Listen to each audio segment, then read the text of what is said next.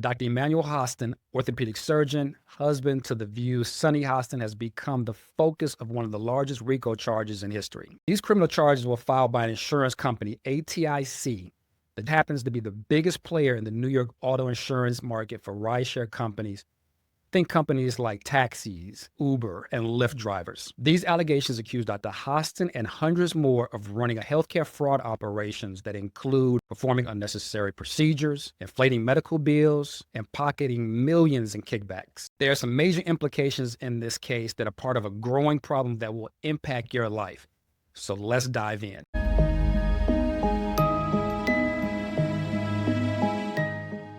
Welcome to Hidden Boundaries, where we cover healthcare crimes and mysteries. Just a small disclaimer before we get started. I'm going to go over this Rico case where many of the parties involved are alleged to have committed a crime. I say alleged because they are presumed innocent until proven otherwise. I'm going to relay the allegations to you, analyze the case, and then share why it's important to you. So this story's been all over social media. People are talking about Sunny Hostin, Dr. Emmanuel Hostin, her husband, ATIC, which is an insurance company, a really big player in the auto insurance industry in New York, and the no-fault insurance system. You likely recognize Sunny Hostin, a co-host on The View, where she covers many controversial topics going on in society. Well, she's been very outspoken about the systemic problems in healthcare, calling for accountability and fairness. There's a clip that has resurfaced where she shares her critiques. Let's listen in. Only about 31% of Americans trust our healthcare system. We have a terrible healthcare system. And you know, doctors suffer because of big corporations as well. Doctors that want to do good, like my husband, operates on someone even though they don't have insurance, and then has to sue health insurance companies to get paid for the work that he's been trained his whole life to do.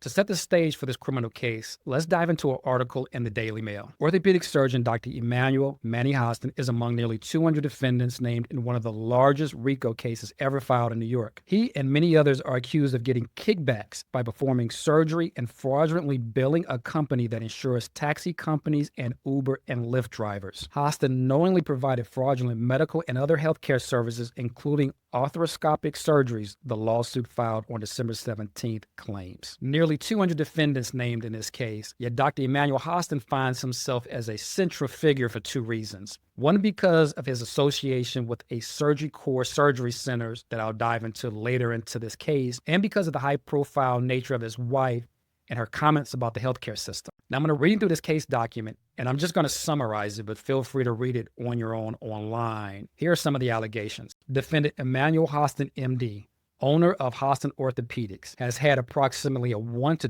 2% ownership interest in Empire State ASC, which stands for Ambulatory Surgery Center, and continues to have ownership interest in Empire State ASC. Hostin not only provided fraudulent medical and other healthcare services, including arthroscopic surgeries to covered persons through Hostin Orthopedics, that he purposely performed at one or more of the SurgiCorps ASCs, and then it lists those facilities, and build American Transit through each of those entities in exchange for kickbacks and or other compensation, which were disguised as dividends and or other distributions for his investment in Empire State ASC. So in his first allegations, he's being accused of receiving what they call kickbacks, but really cash payouts or dividends for interest in his ownership in these surgery centers. In the second allegation, it reads, defendant Hostin is the record owner of Hostin Orthopedics and purposely provided examinations to covered persons through Hostin Orthopedics and fraudulently billed American Transit for medical and other healthcare services pursuant to a fraudulent predetermined treatment protocol, irrespective of medical necessity, in exchange for kickbacks and or other financial compensation. Basically alleging that he performed unnecessary surgeries on accident victims without waiting first to see if they would respond to more conservative, non-surgical treatment. Now, you may be wondering, how does this arrangement between a doctor and a surgery center create this environment where potential insurance fraud can happen? And the answer lies in understanding the business model for ambulatory surgery centers in America. Let's take a look at SurgiCorps surgery centers and the doctors that perform surgeries here, who during this criminal case were labeled as SurgiCorps providers. SurgiCorps Surgery Center is a network of surgery centers found in New York and New Jersey. Now, at these facilities, doctors perform surgeries. Many of them, including Dr. Hostin, are also part owners. Now, from the outside looking in, this may seem like a strange arrangement, But the truth of the matter is that most surgery centers in America are set up like this. Doctors share ownership in surgery centers to incentivize them doing their procedures there instead of the hospital, where there's more red tape, delays, bureaucracy, and less control. It also gives doctors a way of making extra money for doing the same amount of work.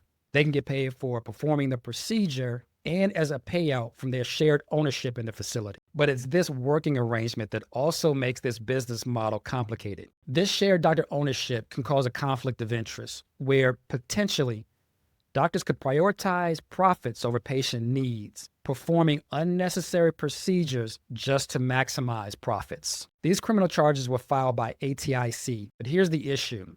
ATIC is having their own financial troubles. Now, according to an article in the Insurance Journal posted in September of 2024, American Transit, also known as ATIC, insures roughly 60% of New York City's more than 117,000 commercial taxis, liver cabs, black cars, and ride-share vehicles. In the second quarter, it posted more than $700 million in net losses, according to a filing with the National Association of Insurance Commissioners. The losses follow years of warnings from industry analysts and disagreements between ATIC and its third-party actuary. The company reserves have been considered deficient for decades. So how did ATIC get here? One theory is abuse to the no-fault insurance system. In New York, they have a no-fault insurance system. It's been around since the early 1970s. The idea is simple. If you get into a car accident, the insurance company will pay your medical expenses no matter who's at fault.